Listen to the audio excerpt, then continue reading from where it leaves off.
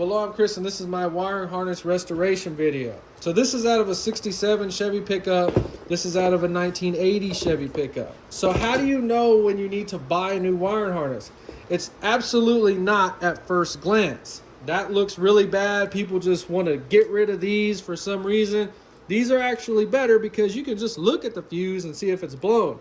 The downside is all that corrosion makes this look really bad. We're going to take one of them out, show you that they can come out and be cleaned, and we're going to make one look really good. You got to be careful the way you clean this so you don't scrub away your lettering on there. So the first reason to get a new harness is you reach under there and you start squeezing the wires. We've all plugged in appliances, held extension cords. You know what a wire with insulation is supposed to feel like. So if this thing feels hard and brittle, super stiff, any insulation coming off anywhere on any wire, you need to get that harness out of there and get another one. Don't use that harness. So this was a spare harness I had for my 67 C10 project years ago, and it is in really good shape. If your harness is in good shape, people need this. Put it on eBay. I'll probably get $100 for this. I forgot I had it. So on this 1980, all the lettering is almost gone. I have no idea what goes where. I had to actually check the circuits. One of these flashers is for your signal lights and one is for your hazard lights. You have two flashers.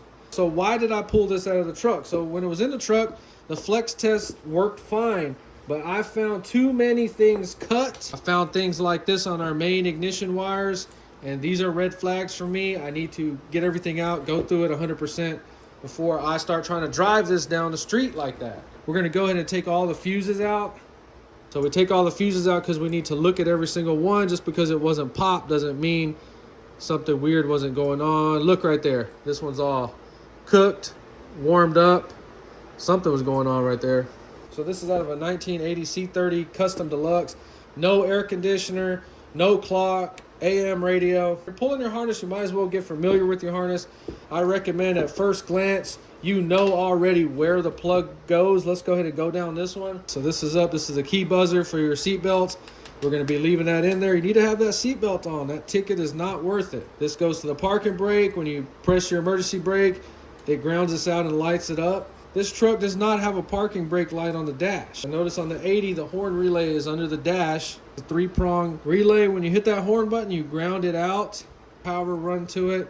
And when we ground the relay out, we send power through the green wire. So it's energized power coming out, going to the horns. So you see what we're doing here. We're understanding what these parts are, where they go, because they're all cramped up under the dash where you can't see them. This is the only ground for the wiring harness that attaches at the parking brake housing. This has to be cleaned perfect 100%. This is the most important wire on our dash. So we come down here. This goes to the instrument cluster. These are usually plugged in and in good shape. Windshield wiper switch, headlight switch. This is another ground right here. Go ahead and clean that off. Very, very important. So this goes straight up to the steel dash on the inside of the frame. So clean that off on the inside too. So making our way towards the radio. This is power for our blower motor. We have no AC on this truck. And then we have the radio wires. This radio was cut out of the truck. This is one of 5 things cut. Coming over here, brake light switch. This is 2 of 5 wires that were cut, as you can see. So this was kind of hiding in there. If we wouldn't have pulled this harness out, we would have never known. And we'd be trying to figure out why our brake lights don't work. Well, it's the brake light switch, duh. It's usually never the brake light switch. Somebody wired in trailer brakes for it, and they spliced into that wire. So down the line, this is the light connected to illumination for our blower motor heater controls. So these blue tapes are marked where it's hooked on the dash. So that I put it back the right way. Down the line, down the line. This is for a cigarette lighter. This truck was not ordered with a cigarette lighter, but we are putting one in there. I've already ordered the stuff. So this is the courtesy light under the glove box. I'm not sure if this one dims or not yet. These are usually always cut, mangled with. So that's one side of the harness. On the other side of the harness, we have the dimmer. This is an either or switch, either high or low beam. And then our 3 out of 5 wires cut. It's a black with a white stripe. I believe this goes to the seat belt buzzer right there, which we will be hooking this back up. This is all going to the ignition switch under the column. That can be very difficult. You have to drop the column down to access. These two on that switch, they just pull right out. So this is probably the most dangerous one. So many people have cut themselves pulling this off is for your signal light switch. And we've already restored this one and cleaned it up, so you kind of get an idea how the rest of the harness is going to look. So this is a manual transmission. This is your reverse light switch. And then number 4 and 5 are the reason I pull this harness, this right here. These are thick gauge, important ignition wires, and something was going on. I needed to figure it out. So they spliced into a main ignition wire to get power for trailer brakes. That was a bad idea. It was popping the fuses. So they quickly undid that. So this is a manual transmission 1980. I'm not sure if it had a neutral safety switch, but that's where these wires would have gone. So everybody gets so triggered when they see these in automotive wire. You can't use those, they're gonna spin themselves off. I've heard that so many times it makes me sick. You don't use these in automotive wiring because they're not intended for automotive wire. They're intended for solid core wires. So according to everybody on the internet, these should have fell off and unspun themselves. Let's see. I'm thinking 20, 25 years this has been on there. Oh my God, that thing just spun itself off, damn it, man.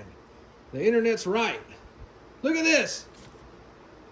Perfect connection. Look, no corrosion. I think I used some of these on some gauges with 20 gauge wire for the lights and people freaked out. Look at that. That's gonna spin off due to the vibration of the engine. Yeah, spun right off, didn't it? Look at that. Look at this. I can't even pull it apart. So this is a permanent wire in the harness. So we need to repair this correctly by soldering it.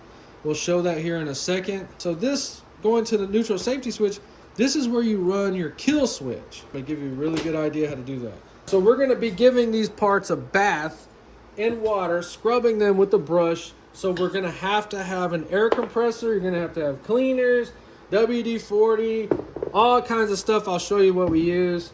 But we're just going to start randomly anywhere. We're going to start with the high beam, low beam switch. Go ahead and give the wires a bath, industrial cleaning cloth. So go ahead and clean all the ugliness off of that wire. Beautiful. Okay, you be super careful taking this stuff apart. So don't put this in the water, but clean it off with a wire brush. So then for the plug, go ahead and just give it a bath.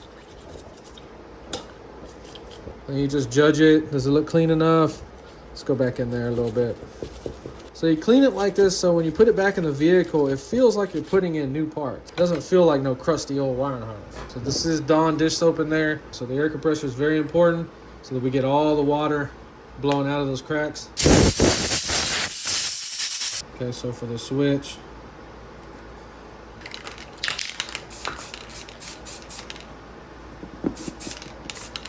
all right, so we don't want to get too much water on this, but we need to clean all the little corners.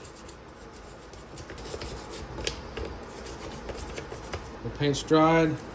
Take some cleaner. Spray the plug. That's been cleaned up and restored. Looks good. Scrubbed that all off and dried it. Look what it did. It took whatever letters were left, and now we have no idea what is what on there. So none of these are corroded on this one. So we'll just spray some cleaner on it. So you can just look at it. None of these are corroded. If they are, you can pull those out. We'll pull one out here in a second. Okay, so hazard and signal light flashers are the same. I would replace them if you're going to be driving the truck. So these are the old style mechanical that you use incandescent bulbs. Then this is the seatbelt buzzer. Just be careful. Use your own judgment. I'm not 100% sure if this is a seatbelt buzzer, but there's a part number because I know people throw these away. So we got the tape right there. Clean that stuff off. Don't put that tape with that dirt back in there. That's all you gotta do. Ain't one guy out there tell me they can't do this part of the job. All right, so you kind of get the idea. We're just kind of scrubbing down all the plugs and drying them off with an air compressor. Remember to clean the wires too. Clean everything possible. Now that I memorized what it is, I don't need the label on it anymore. All right, well, here's that horn relay. Just make sure it's not all corroded and destroyed in there. 3 prongs. See, they were in there messing with this thing, which doesn't make any sense because they had the horns cut on this truck. And they had one of them stupid little buttons all wired and they're all crazy. It's a world of difference once you start cleaning it up. Let me go ahead and clean the rest of the plugs up and we'll get into some of the repairs. So I scrubbed every single plug. Everything's looking real good. The wire's looking bright now. Okay, so if any of your plugs have damage, or don't look that good, just mask the wires off. So you can paint the plugs, use semi-gloss black, just touch it up. Beautiful. Semi-gloss, it's gonna come out perfect. So if you can find some heat shrink, it's the same color of the wire we were repairing, that's awesome. So we don't want to cut this any shorter. Let's just straighten these strands up. So we get them both like that, and we want to practice sticking them together just like that. All right, get your heat shrink. Beautiful. Get that ready. So we're gonna put that together like that. We have our soldering iron heating up. All right, now we're gonna need a scrap piece of wire, preferably a 14-16 gauge, so that the strands are a little bit thicker. And we have this long strand. So then you want to use this piece and do it tight and bundle these up. You might need to use pliers. Okay, put just a little bit of force, tighten it up. We're just gonna keep going around. Okay, tighten it up, tight. So then we just kind of heat this up. I'm just gonna put a big giant blob on there. I do not care. See, there you go. Just blob that stuff all in there. Anyway, just solder the crap out of it all the way around. Let me get it done. Looking good. Put the heat shrink over it.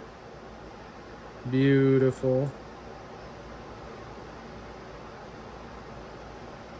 Brake light switch wire repaired. Perfect. So this one, you just see I went crazy with the solder.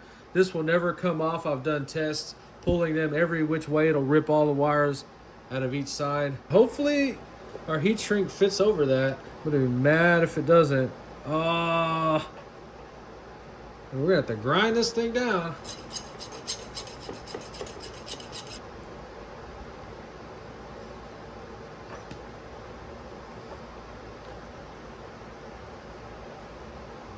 Okay, so we made two very good soldered repairs on two very important wires. So this comes from your ignition switch, momentary start.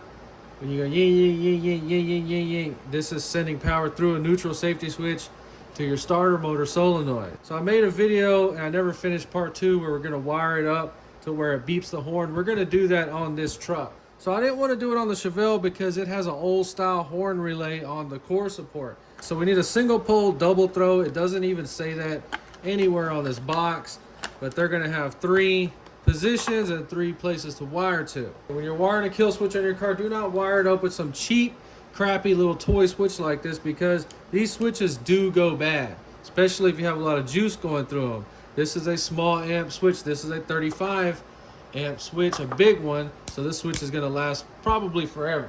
So when I press mine to the front of the vehicle, it's gonna start the car up normally. So then when I put it on off, and that's off, kill switch mode, they turn the key, nothing happens. And then my bonus feature idea was to turn it that way. So whenever they try to start your car, it's not gonna go to the starter motor, it's gonna beep the horn, beep, beep, beep. And they're gonna freak out, they're not gonna know what to do. It's real annoying when you try to put an idea and people are like, oh, well, they can do this, they can do that, they can do this. Well, then don't wire it up like this. So to make that happen, we have to wire a relay in, and it's gonna ground out our horn relay back there. Okay, so power coming in is in the center, that's your yellow wire. Okay, so this is number 10 or 12. So this is not an accessory. We are permanently wiring this into our car. So we need to do a job on the same level as that. So we're not just gonna crimp these little ends on these wires. We're gonna take this off. Okay, make sure we can fit that over. So now we're gonna take some heat shrink.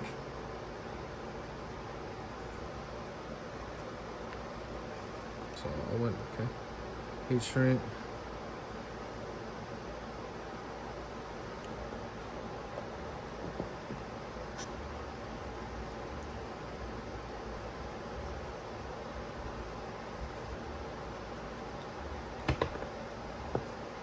You want to cover all that exposed stuff up. Okay, another issue that you can have are these little terminals being corroded and needing to be cleaned. So for about $10, you get a set of these keys that help remove electrical connectors. And you're going to figure out what is holding that, and you're going to have to just play around different sides Keep in mind, every single terminal can come out like that to be cleaned and inspected if you have any concerns about it. Some are going to be very easy to get out, and some are going to be very difficult. All right, so that was fairly easy to get out. And when you put them back in, just bend the tab back up. Okay, there you go. Back in there, ready to go. So if you have these type of fuses, let's take one of these things out and get an idea of how we clean this. So these fuses have been in here a very long time. There's tools to get these out. Be careful, close your eyes whenever you snap it so this doesn't accidentally break. Fuse is still good. One of the problems with these, you start pulling the fuses out and you're gonna break the box like I did. So I need to super glue this piece back on right there. So these have two little tabs that are pressed in on both sides. So kind of get one side. Be careful not to damage your box. All right, so we can push that down through there. You're gonna have to get every single one out. It's gonna be very sketchy doing this, and you're most likely gonna crack your box. That's why a lot of old cars with these type fuse boxes, they go ahead and just get an aftermarket wiring harness. These single ones are hard to get out, but then look, you have some that are gonna have 2 and 3 to get out. Okay. Super glue that back on before you lose it forever. I would take this and then wire brush it. I would mask it off like that and then lightly sandblast in there and it would clean it up perfect. But then you have the problem of this bare steel being exposed. You just clean it out and spray WD-40 in it. It's really all you can do. So we have some 00 steel wool. Let's kind of clean the old fuse up. Okay, find its prettiest side.